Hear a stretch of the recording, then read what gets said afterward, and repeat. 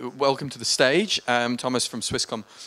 Before we give you the mic, let me just give a brief introduction. I think it's fair to say Manuel is one of the most successful serial tech entrepreneurs in Switzerland at the moment. Straight after finishing his degree, he founded Core Systems, which is still alive today, am I right? Sure. 140 people and 145,000 customers.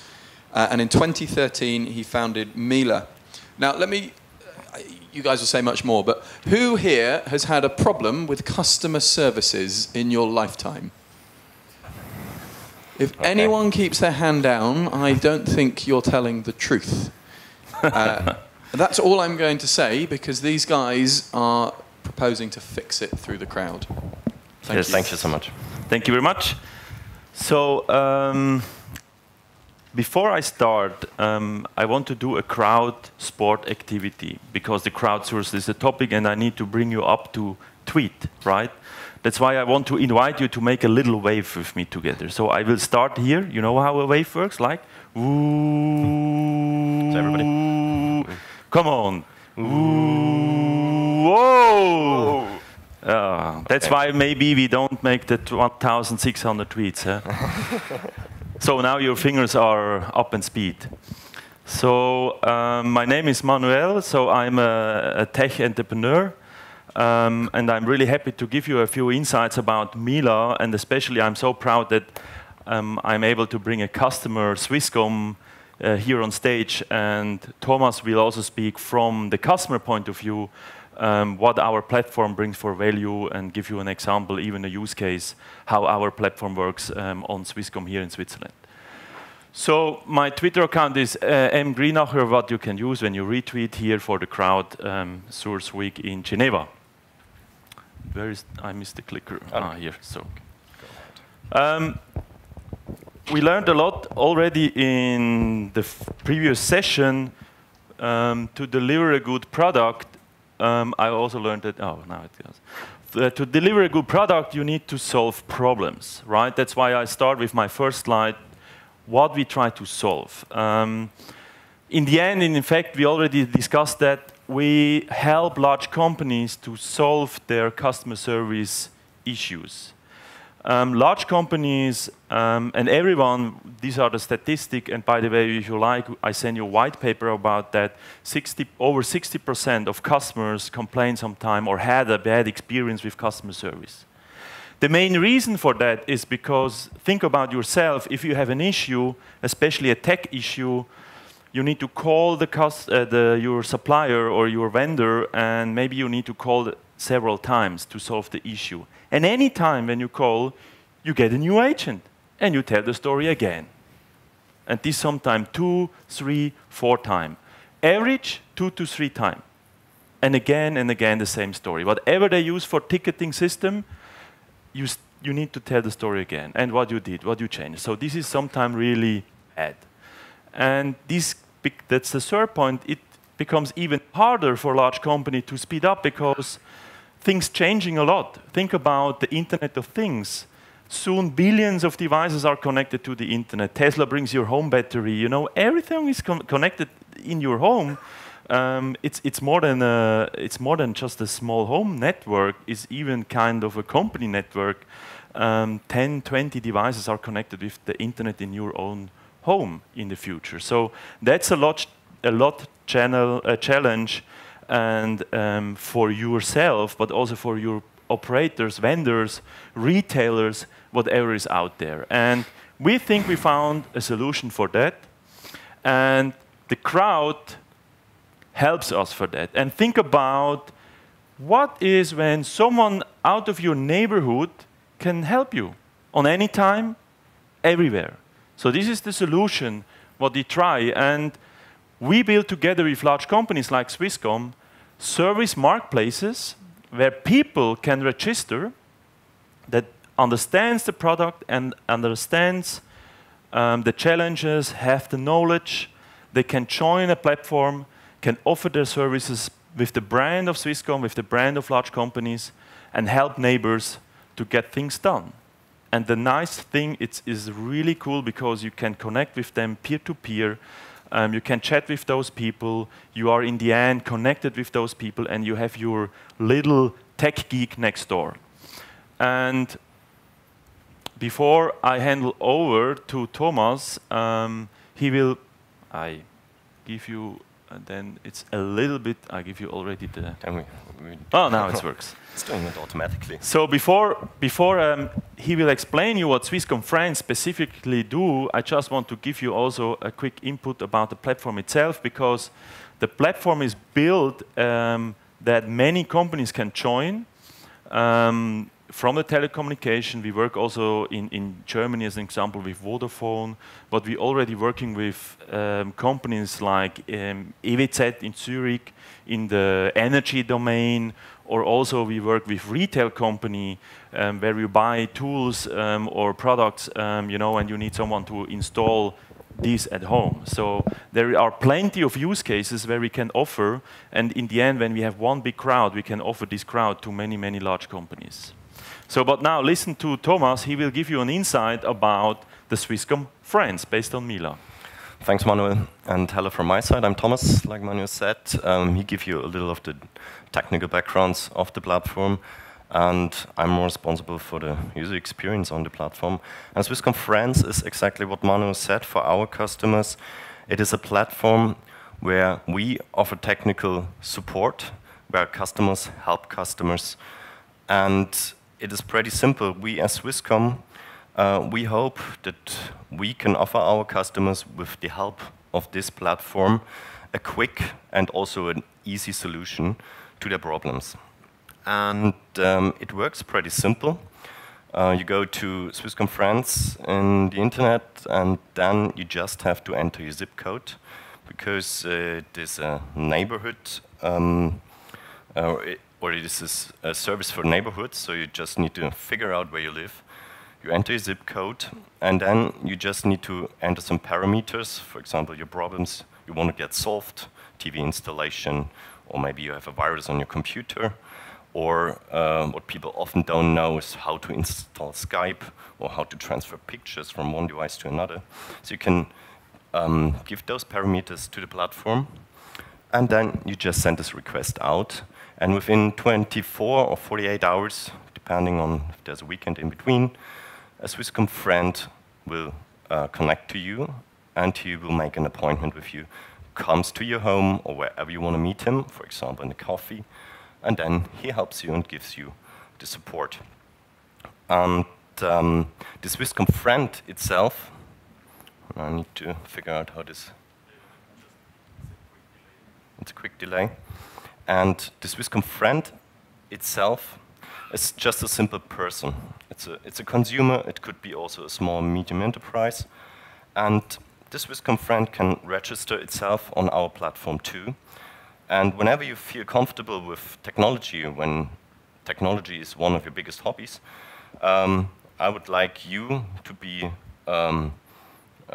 brave enough and also get a Swisscom friend, because there you can say what are your skills, where you're good at, and you can place a picture if you like.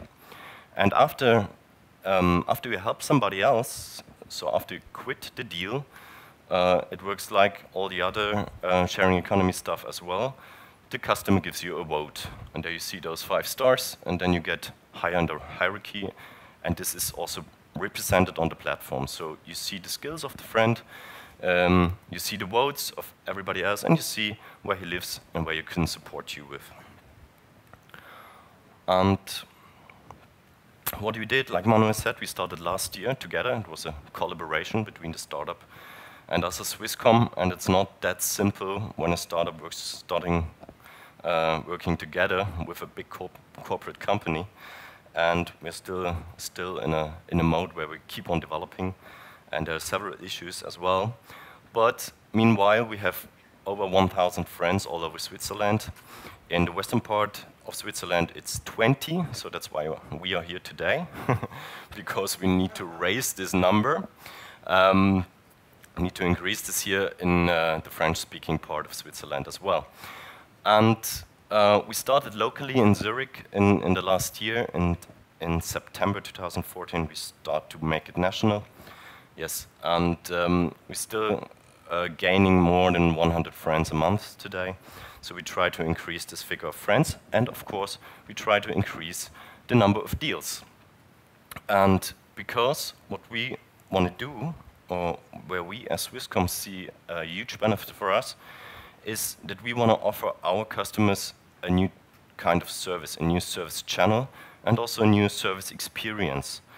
And this new service experience means for us that we also want to build up a community of fans, a community of representatives, where we want to see, okay, these people help other customers of Swisscom, and of course, we could use those people maybe to say, hey, look, be a fan of Swisscom, promote our products. What the huge benefit for the customer is, of course, the service is personalized. So the friend comes at home, he takes the time you need, and he can also come over the weekend. He can come on a Sunday, whenever you like. He can come to a cafe and helps you there with your mobile equipment, for example. You define it yourself. And we as Swisscom try to use those benefits, of course, to be more close to the customer, to help them quicker and easier, and yeah, to figure out the customer needs in this way. Manuel?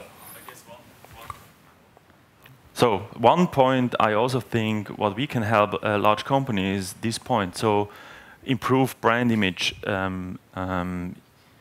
local, right? So for large companies like Swisscom, it's really hard to be everywhere local, nearby your customers. And by empowering your own customers to help other customers, what in my thinking is the most important thing about crowdsourcing is empowering assets. And when we speak with large companies, sometimes they don't believe what they have for an potential in their own customer source. Just empower that to help other customers. I mean, it's really a kind of a neighborhood help. It's not Mila France is not is not replace a technician that do something on the fixed line, but people sometimes don't, or large companies have no idea what they have for a potential in their own customer base. And this we try to empower, and this improves the brand image locally and overachieve even, in my opinion, customer satisfaction. Exactly as Thomas said, the most important thing is you have someone in your neighborhood that is really helping you to solve problems really personalized. So a technician, as an example, he even can't do that because when he is called in for install a device, he can only do that because then he need to go to the next job. That they have 20 service calls per day. But if you have a personalized service person next by, you can ask him also, hey, I have this problem with my iPhone, and by the way, I want to install my TV to the network, so he can really take care about all these small issues, what usually a technician even not have time to do because he need to run for the next ticket. And I guess those points are really important about such a crowdsourced service. Moreover, you build up a relationship with the Swisscom friend, and maybe later he could also help you carrying home your bags from Coop or from Micro or wherever you. I mean, you don't know. I mean, this could be a great start in building up relationships in the neighborhood as well. And we try to test this out. We are really at the beginning with the service, and yeah, we like as many people support us here wherever we are. Just some quotes from Mark Werner and from Shep Heiken. Mark Werner is the head of our residential customers, and Shep is customer service expert.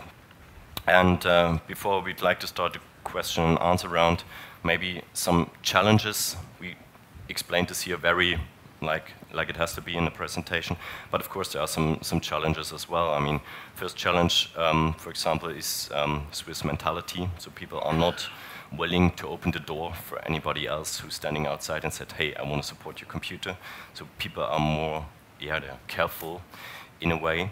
And also when we internally started this project, we felt a lot of cultural issues because it's not that easy when a company who's used having large processes and there comes Manuel and said, hey, let's go and let's party and go ahead.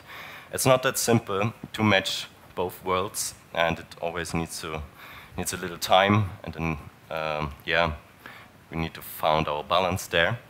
But we did it, right? we did it, and we are quite good in it. And yeah, of course, when you're in such a big company, you have processes. It's not that simple to scale. And I think the biggest point, what I learned, is it takes time, and you should have this time to develop such a service. And if you have questions about it, now it's the perfect time for it, so just feel free. Good. Thank you very much. Yes, I have a question. Great. Sorry, François Pétavi from ICA. If I'm a Swisscom customer, who's paying the friend who's going to help me? Is it me or is it Swisscom? Who is who? Who's sorry, say again. So let's say I'm a Swisscom customer and I Yes. have a problem with my PC or my Yes. connection, and a friend comes and help me. Who's paying? Am I paying for the service or is Swisscom? You paying the friend. So we are just providing the service. We're just a platform provider, Swisscom, but you make the deal with the friend. Yeah. You're paying the friend. But you have fixed price, several prices. No, the friend defines the price. It's like an eBay. If you want to sell your cupboard, you decide what you want to have for it. And if you sell your service, your skill, you as a friend can say, okay, I want to have 20 francs an hour or 40 or 80. You define it yourself. So maybe the best way to lose a friend. I have a question. What about legal liabilities? Like this person comes here. Sorry. To the Now right. I see. A person comes and try to fix whatever on a computer and damage it or make really something bad. Then what are the liability issues and how do you solve that? Good point. It's also a legal thing. First of all, I have to say, usually the friend more or less solves easy problems, like how-tos and not setting up a NAS server, for example. But if there is an issue, it's still responsible of the friend, so in a contract mode. But we as a Swisscom, Manu, maybe you can give some inputs there as well. Yeah, so France has a backup line to the Swisscom, Yes. Hotline, and issue can happen. That's normal. But what is also good for Swisscom to understand that if you have a friend on site on customer, it's easier also for their help center to solve the problems through the friend, because sometimes customers really have not an idea how to solve the issue. So if the friend cannot go ahead because of some technical issue, then he can call the service center of Swisscom by a hotline and have second level support. Yeah. But the contract between you as a customer, you have a contract between you and the friend, right? So it's not a Swisscom, it not replace the Swisscom service. So if the friend find out that, oh, there is a signal problem with your internet, then he need to give over the ticket to Swisscom, because he cannot do something on a infrastructure of Swisscom, as an example. And at the end, Swisscom will help, but usually the friend is still responsible in this case. Let's have one more question there that we have to end because we're running late. So, a very quick one on Michael, Crowdmanager Network. Simio, I don't know if you're aware of that. It's a German small no-thrills operator for mobile. And they started a thing called the Simio Godfathers, Customer Help Customers, Simio Patent, they call it, about 4 or 5 years ago. It sounds very similar, but they were not paid. So they were doing it out of an emotional ego involvement theme, which is, I think, per definition, crowdsourcing. So how is the monetary part now kind of disrupting the basic core of crowdsourcing? You mean they offer the service for free to help others, or? Yeah, the customers help the others because they love to help. I need to say we also have friends. They do it for free for a glass of wine or for a bottle of wine. Honestly, we have that experience. Especially we have some. To be frank, we have a platform and it's free to join for friends, and they decide if they want to earn money or not. So it's fully open. So we not said you need to charge, and we have a few. They do it for free or really cheap. I think every kind of collaborative economy platform today has kind of a monetization model behind. So it changed. There are still a lot of kind of forums where you can ask people and they help you for free. But people are willing to pay if someone is coming to your home and really help you at your home to get the things done, because they not want to spend a lot of time in forum and search for convenient people. I think this will change. We saw it on Airbnb. I mean, there was also a lot platform around for people. You get some stay for free in a place, right? So, but Airbnb changed that totally. As long the prices are affordable, and when you look to our platform or to Swisscom France, there are a lot of friends around. They charge around 20, 30 Swiss francs per hour, what in my opinion is really affordable for such a professional service. Great. Thank you very much, both. Thank you, everybody. Thank you. Great. All right. All right.